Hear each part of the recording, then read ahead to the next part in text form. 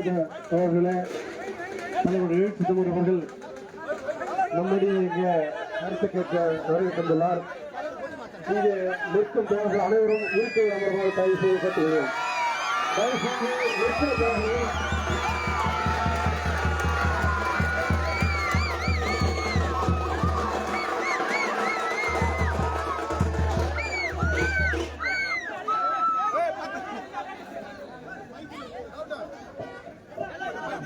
நிக்கிறவங்க எல்லாம் இருக்கிற பாருங்க. எல்லாம் இருக்கிற உட்காருங்க. தயவுசெய்து இருக்கிற உட்காருங்க.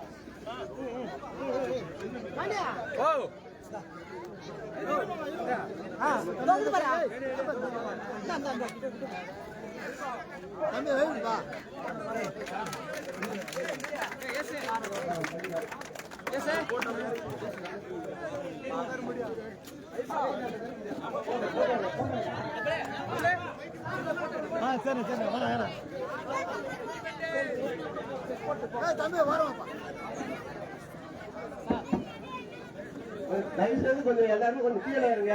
நாங்கள் போட்டு கொஞ்சம் கீழே இருங்க.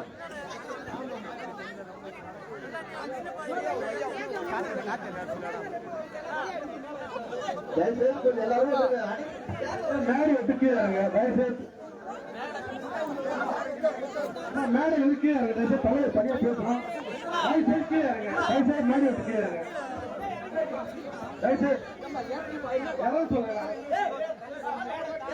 தயவுசெய்து மேடை விட்டு எல்லாம் கீழே இருங்க. தலைவர் பேசுவாங்க. தலைவர் மட்டும் தயவுசெய்து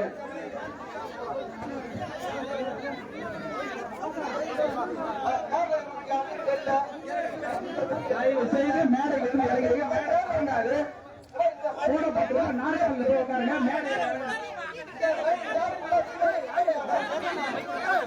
தயவு செய்து மேடையில் இருந்து இறங்க.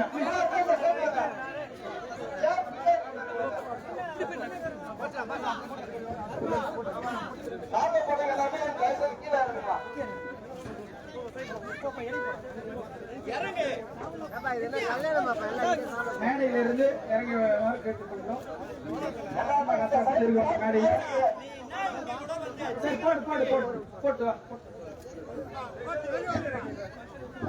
அன்பார்ந்த தோழர்களே, புத்தகரம் கிராமத்தில் 40 ஆண்டு காலம் திருவிழா நடைபெறாமல் இருந்து வருகிறது. இந்த வேளையில் அறநிலைத்துறை சார்பாக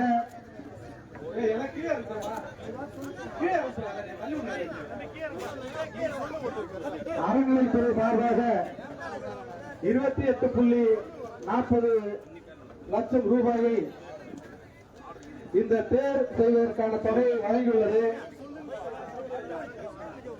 அந்த ரூபாயில் செய்யப்பட்ட தேர் இங்கே வாழ்ந்து கொண்டிருக்கும் இன்னொரு பிரிவினர்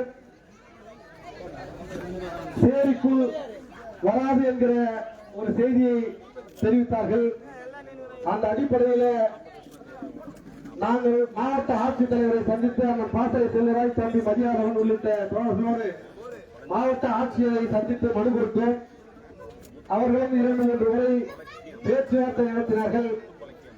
அதில் எந்த உடன்பாடும் எட்டவில்லை என்கிற காரணத்தினால் உயர்நீதிமன்றத்தில் வழக்கு தொடர்ந்து இன்றைக்கு வழக்கு விசாரணைக்கு வந்தது. உயர்நீதிமன்றம்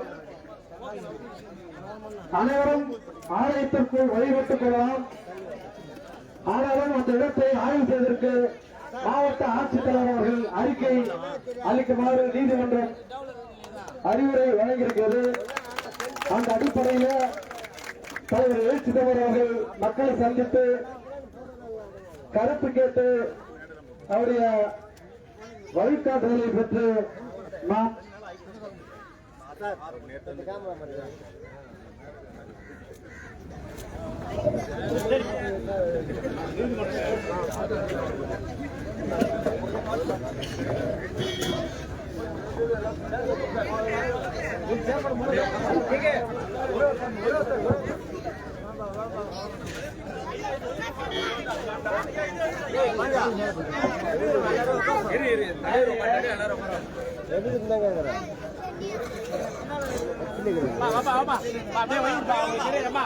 இப்படி வந்துருங்க எல்லாம்.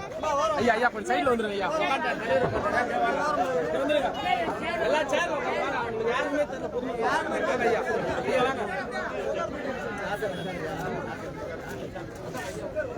சேர்ல உட்காரலாம் எல்லாருமே. இந்த பக்கம் சேர்ல உட்காரலாம்.